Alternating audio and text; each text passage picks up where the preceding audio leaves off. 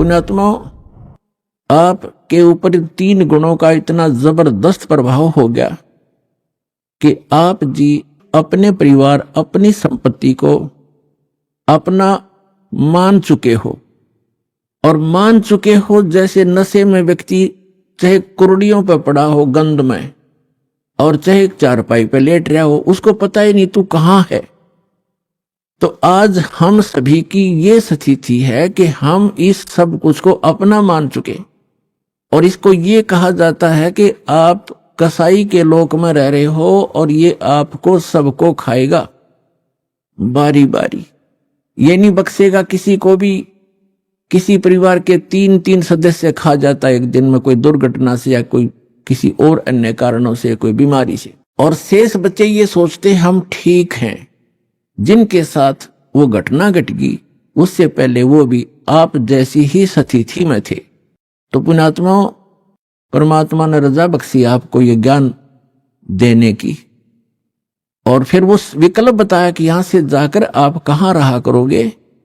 गीता अध्याय नंबर 15 के श्लोक नंबर 1 से 4 में कहा है कि उल्टा लटका हुआ संसार रूपी वृक्ष है, ऊपर को जड़ तो समझो पूर्ण परमात्मा, और नीचे को 3 गुण रूप शाखा है, रजगुण ब्रह्मा, सतगुण विष्णु, तमगुण शिव जी। और जो संत इस उल्टे लटके हुए संसार रूपी वृक्ष के सभी विभाग बता देगा, तना कौन भगवान है, इस संसार रूपी जड़ कौन है, यानी जिससे सबका धारण पोषण होता है वो कौन प्रभु है, और शाखा कौन है, डार कौन है, और पत्ते क्या है, तो स वेदविद वो तत्वदर्शी संत है।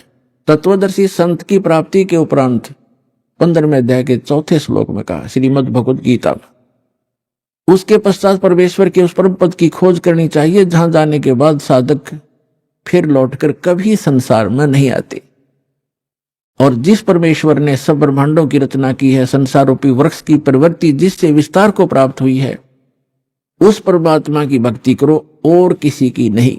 और गीता ज्ञानदाता अपने विषय में कहता 8वें अध्याय के 13वें श्लोक में, ओम इति एकाक्षरम ब्रह्म विवहारण माम अनुस्मरण यह पर्याति तजन देहम से आती परमाम गति।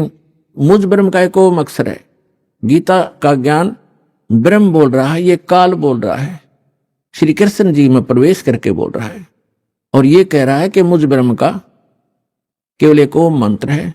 इसका उच्चारण करते हुए संसार छोड़कर जाते समय भी, मरते समय भी इसी का जाप करता है, तो ओम से मिलने वाली जो परम गति वो प्राप्त हो जाती है, वो ब्रह्मलोक प्राप्त होता है। ब्रह्मलोक में गए प्राणी भी वापस आते हैं। 8वें अध्याय के 16वें श्लोक में गीता जी में स्पष्ट किया है, वो भी पुनरावृत्ति के अंदर। तो गीता ज्ञानदाता कहता है कि 4थे अध्याय के 5 और 9 श्लोक में, गीता अध्याय नंबर 2 के श्लोक 12 में, गीता अध्याय नंबर 10 के श्लोक नंबर 2 में गीता ज्ञानदाता कहता है, अर्जुन तेरे और मेरे बहुत जन्म हो चुके, तू नहीं जानता मैं जानता हूं। इससे सिद्ध है कि जो गीता ज्ञानदाता ब्रह्म है ये काल है।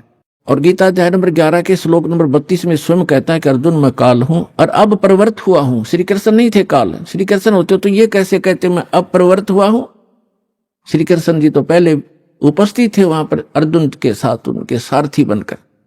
तो पुण्यात्माओं, ये हमारे सदग्रंथ एक अनमोल रतन है, इसको हमारे धर्मगुरु समझ नहीं सके, इसका अड़ंगा कर दिया, उल्टा ज्ञान बता दिया हमारे को।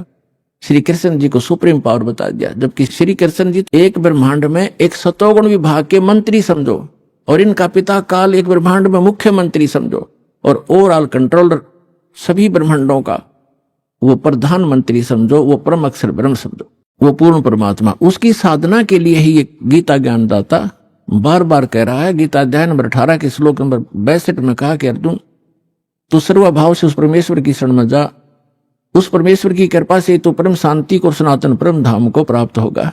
गीता अध्याय नंबर 8 के श्लोक नंबर 1 अर्जुन ने पूछा कि हे परमात्मा, आपने जो 7वें अध्याय के 29वें श्लोक में जिस तत्ब्रह्म की जानकारी दी है कि तत्ब्रह्म से परिचित प्राणी और अध्यात्म ज्ञान से परिचित और सभी कर्मों से परिचित व्यक्ति केवल जरा और मरण से छूटने के लिए प्रयत्न करता। जरा माने वृद्धावस्था और मरण माने मृत्यु।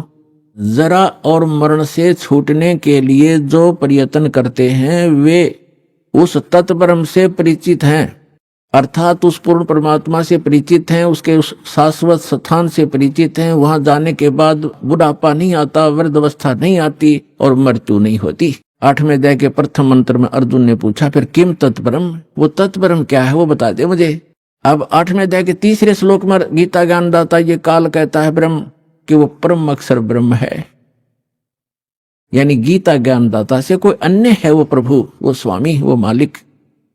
गीता अध्याय नंबर 4 के श्लोक नंबर 32 और 34 में स्पष्ट किया है कि वो सच्चिदानंद घन ब्रह्म अपने मुख कमल से बोलकर एक अमृत ज्ञान प्रचार करता है। उस सच्चिदानंद घन ब्रह्म की वाणी में धार्मिक अनुष्ठानों की, अध्यात्म मार्ग की, भक्ति विधि विस्तार के साथ कही गई है, वो तत्व ज्ञान है। उस तत्व ज्ञान को अर्जुन तो तत्वदर्शी संतों के पास जाकर समझ, उनको दंडवत प्रणाम करने से, कपट छोड़कर प्रसन्न करने से वो तत्वदर्शी संत तुझे तत्व ज्ञान का उपदेश करेंगे। इसे सिद्ध है कि गीता के अंदर वो तत्व ज्ञान नहीं है और गीता ज्ञान दाता भी तत्व ज्ञान से अपरिचित है। उसके लिए दास को भेजा परमपिता ने, कबीर भगवान ने तत्वदर्शी संत बनाकर।